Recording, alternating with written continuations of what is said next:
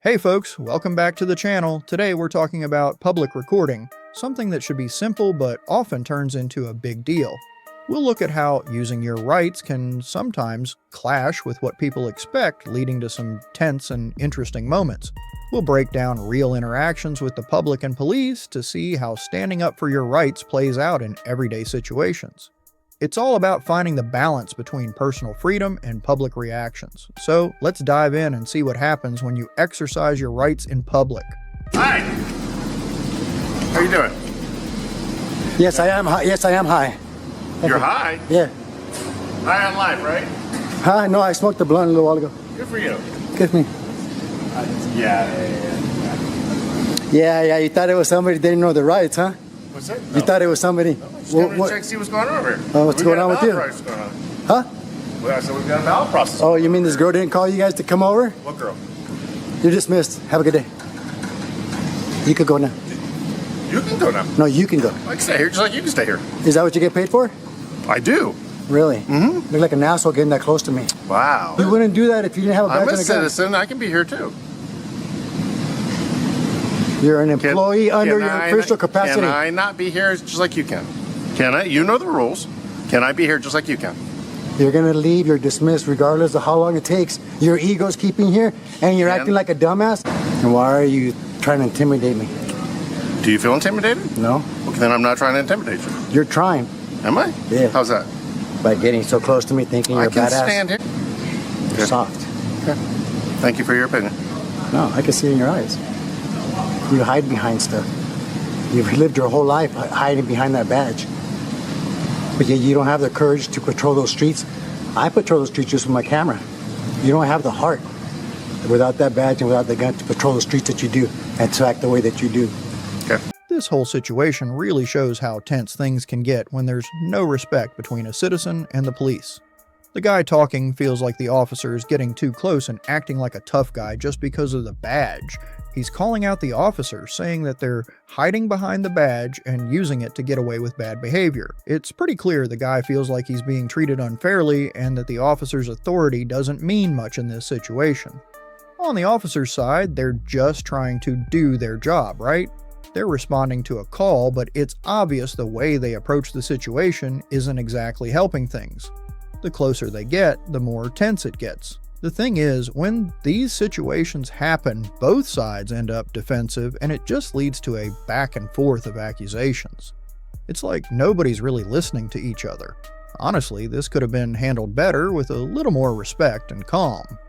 The officer could have backed off a bit to not escalate things, and the person filming could have stayed a little more chill too.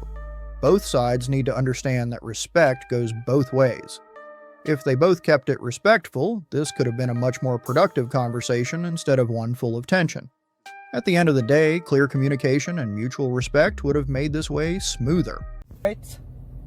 Not violating any rights at this time. Absolutely you are. What rights am I violating? You're unlawfully detaining me. You're violating my Fourth Amendment right to travel freely. So I'm not violating any rights. I haven't committed a crime. Okay. Driving is not illegal. Driving with the window down is not illegal. Driving in this area is not illegal. So until you have a reason, kick rocks. Now, am I going to get that supervisor? No, I don't find a reason to wake my supervisor up this time. Well, you don't, but I do. Okay. Then you can contact them. Clearly, you have an issue with me driving. That's my job to... Your job to stop people unlawfully. I'm not unlawfully stopping anybody. You're preventing me from going to my destination. Where is that? I'd be more than happy to let you continue on your destination. All right, thank you. Goodbye. Where's your destination? Goodbye. Goodbye. Goodbye. All right, you said goodbye. Am I being detained? Everyone said you were being detained. Not being detained. All right, for the record, this officer is not detaining me. All right, goodbye. Guys, do you think that this is an example of a cop overstepping his authority and getting called out for it? The officer stopped the driver for driving with the window down. That's not a crime. That's not even close to a crime. It's just an excuse to fish for information, and the driver knew it.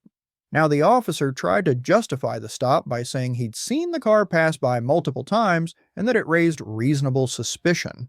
But here's the thing, reasonable suspicion has to be based on specific, articulable facts that suggest a crime is happening, not just a gut feeling. If merely driving around with your window down is enough to warrant a stop, then half the people in the summer would be getting pulled over. The real issue here is the officer escalating the situation when he had no legal grounds to do so. The driver kept asking for the reason for the stop, and when the cop realized he didn't have one, he started fishing for other reasons, asking where the driver was going, who he was if he was the owner of the car. That's intimidation, not policing. And when the driver demanded a supervisor, the officer refused. Another red flag. Legally, if there's no crime, no traffic violation, and no reasonable suspicion of criminal activity, the driver doesn't have to identify himself. The officer knew this, which is probably why he eventually backed off. If you ever find yourself in this situation, stay calm, ask why you're being stopped, and if they can't give you a legal reason, ask if you're free to go. If they refuse, demand a supervisor. It's all about holding them accountable. Is that what he's doing? I mean, I'm okay with y'all. I'll never do with y'all. Yeah. That's the correct thing to do. And I even said I didn't want him to go to jail, bro. I don't want him to go. He's like, well, you could do a good cop. And then the bad cop's like, no, he can't do that. And they don't want to. Army of security guards arrives. Over camera, guys. This guy didn't want to call the cops. Now they got the whole squad here. Folks, it looks like they know they're fucked. They have to do something. They don't want to. That's what it seems. They don't want to do it, but they have to. They have to.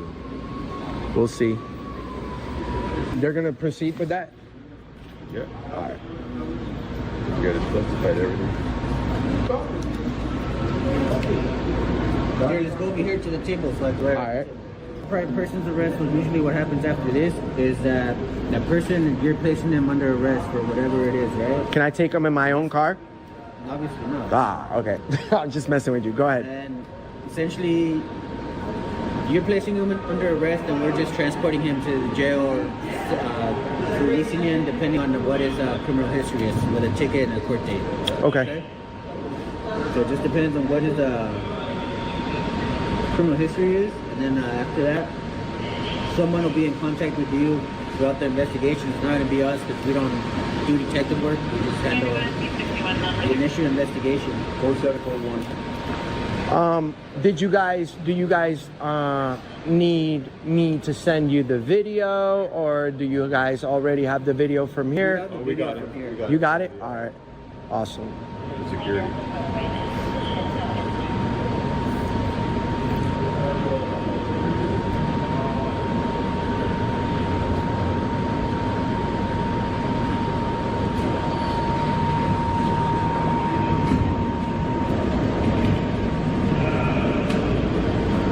One last question, officers. Can we have your blood sample so we can clone you guys? You guys are pretty awesome. We need Oh more shit, officers they like took you. him? So, you've got these guys filming in what seems like a public space, probably a train station or something similar. Now, under the First Amendment, they've got the right to record in public areas where there's no expectation of privacy. That's pretty clear. But then the security and police step in and things start to go sideways. First off, the officers and security seem confused about the law. Instead of calmly handling the situation, they escalate it. The security guard saying stuff like, "Are you traveling? Show me a ticket." And when the auditor doesn't answer, they start threatening trespass. But here's the thing, if it's public property like a station funded by public money, they can't just kick people out for filming unless they're causing a real problem, like blocking traffic or being disruptive. Simply having a camera isn't enough. Then there's the assault claim. The auditor says he got elbowed and wants to press charges, but instead of taking that seriously, the officers are brushing it off, telling him to call the police himself, even though they are the police. That's just lazy and dismissive. If someone reports an assault, especially with video evidence, it's their job to at least file a report. In the end, the officers didn't handle it well. They ignored the guy's rights to film, downplayed his assault claim, and made things worse instead of calming it down. If you're ever in this spot, stay calm, keep filming, and know your rights. And if cops overstep, you've got that footage to hold them accountable later.